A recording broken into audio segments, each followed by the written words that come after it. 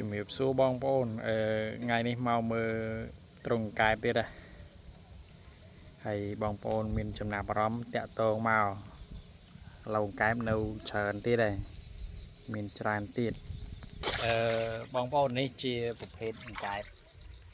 មេបារបស់គាត់ណាគេហៅកែបពូជបាទកែបពូជហើយតិចទៀតនាំអារម្មណ៍បងប្អូនទៅមើលកែបសាច់ដងបាទហើយនេះជាកែបសាច់នៅប្រហែល100គីឡូដូចបានជម្រាបពីវីដេអូមុនអញ្ចឹងកែបយើង1គីឡូ10000កែបរស់ហើយបើបងប្អូនយកកែបធ្វើហើយ1គីឡូ15000អាហ្នឹងយើងកាត់ក្បាលយើងលាត់ឲ្យ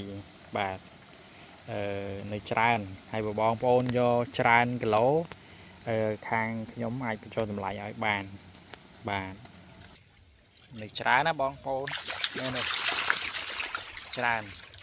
កែបសាច់យកទៅបោកយកទៅឆាយកទៅចៀនយកទៅផ្លាក់អាំងអីមានច្រើនធ្វើម្ហូបបានច្រើនមុខយកទៅធ្វើស្អីក៏បានដែរនេះ